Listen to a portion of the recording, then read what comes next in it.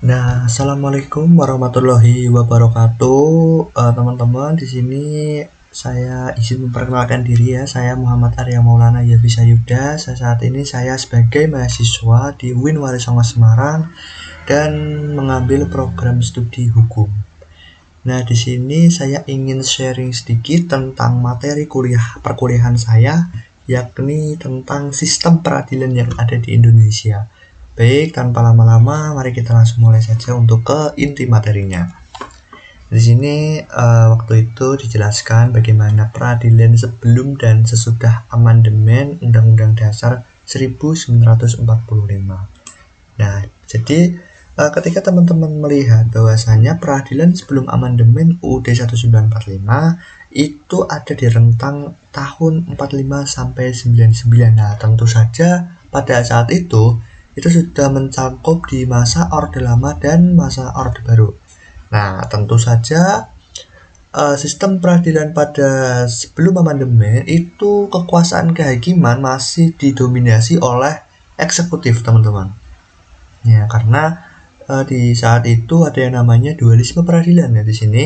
Jadi sebelum amandemen Indonesia itu menganut yang namanya dualisme peradilan, peradilan dua atap ya. Karena kalau sekarang kita kenal Indonesia kan sudah peradilan satu atap yang dinaungi oleh Mahkamah Agung. Nah, artinya kedudukan hakim itu tidak di bawah satu institusi ya, melainkan terpecah ya dalam kekuasaan yang berbeda. Nah, terpecah ke dalam dua kekuasaan artinya di atap pertama yudisial. Nah, yudisial itu adalah ibarat kata mudahnya itu cara memutus perkara dan dalam mempertimbangkan hukum itu masih di bawah Mahkamah Agung, teman-teman. Nah, namun di atap kedua ini yang agak kontradiktif ya, urusan organisasi, administratif, dan finansial itu malah masih di bawah bayang-bayang eksekutif. Nah, tentu saja ini tidak fair ya, karena pada dasarnya ya kekuasaan kehakiman harus bebas ya dalam urusan eksekutif. Namun ya tentu saja ya di atap kedua di organisasi, administrasi, atau finansial itu malah di bawah eksekutif. Nah, tentu saja ini akan bertentangan ya, karena memang kita tahu kekuasaan kehakiman itu harus bebas dari intervensi manapun. Oke, nah kemudian waktu itu dosen saya itu menjelaskan ya tentang adanya dasar hukum yang karet ya dari UUD 1945 asli ya. Jadi di pasal 24 Undang-Undang Dasar 1945 itu isinya sangat singkat dan menyerahkan segalanya ke undang-undang.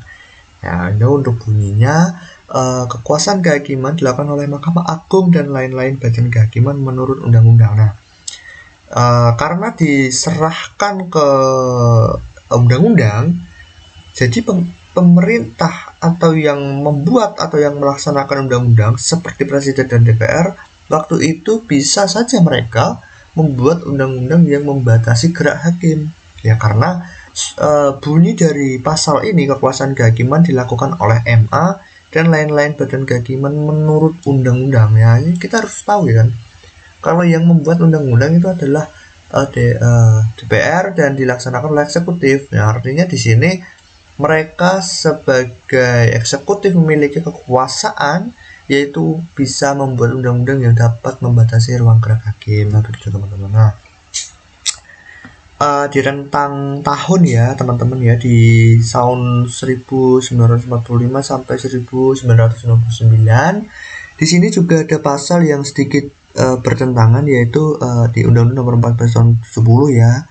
Ini menjelaskan tentang ketentuan pokok kekuasaan kehakiman. Namun di undang-undang sebelumnya, di Undang-Undang Nomor 19 tahun 64 terutama di pasal 19 itu malah berbunyi Presiden berhak mencampuri urusan pengadilan demi kepentingan revolusi. Nah, tentu saja ini menjadi sebuah pasal karet ya, yang dimana Presiden berhak ya, kita seperti tahu Presiden adalah kekuasaan eksekutif. Nah, jadi pada intinya di peradilan sebelum amandemen itu sangat tidak independen ya, karena itu yang pertama pada saat itu menganut sistem dualisme peradilan. Nah, kemudian yang kedua itu masih dicampuri oleh urusan eksekutif, terutama yang ada di pasal-pasal ini ya teman-teman semua.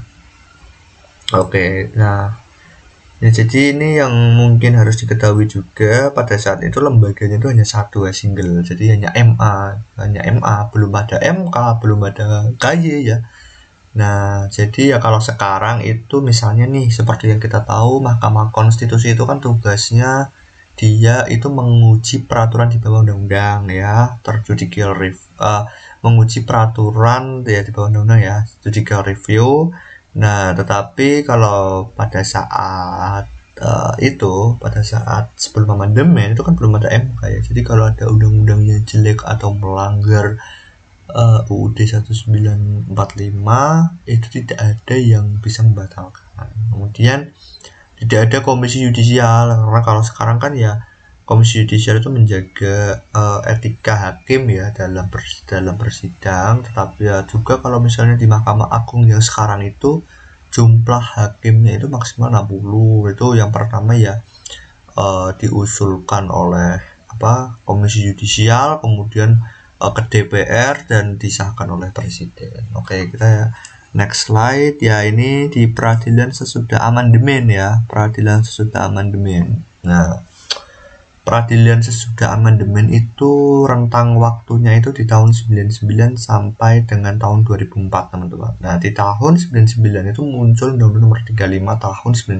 99 atas perubahan yang Undang-Undang Nomor 14 tahun 70 ya, yang memerintahkan agar kekuasaan kehakiman dipindah ke satu atap dalam kurun waktu 5 tahun. Nah, akhirnya pada saat itu sistem satu atap itu berlaku efektif ya. Jadi penyatuan wewenang, segala urusan baik yudisial maupun non yudisial itu semuanya ditarik di bawah Mahkamah Agung. Kemudian struktur lembaganya ya, kekuasaan kehakiman tidak lagi tunggal, melainkan dibagi berdasarkan pasal 24 ya. Ada MA untuk peradilan umum, lembaga baru MK untuk mengawal konstitusi, the guardian of konstitusi, serta diawasi etikanya oleh komisi yudisial. Nah, tentu saja melahirkan banyak-banyak pasal pada sesudah amandemen, pasal 24 ayat 1, kekuasaan kehakiman yang merdeka, pasal 24 ayat 2, kekuasaan kehakiman yang dilakukan oleh Mahkamah Agung dan Mahkamah Konstitusi, dan Undang-Undang Nomor 48 tahun 2009 mengenai kekuasaan kehakiman. Sekian teman-teman, mungkin segitu saja penjelasan sedikit dari saya mengenai sistem peradilan. Next kita akan membahas lembaga-lembaga negara yang ada di Indonesia seperti pengadilan agama, kemudian ada pengadilan anak ya, kemudian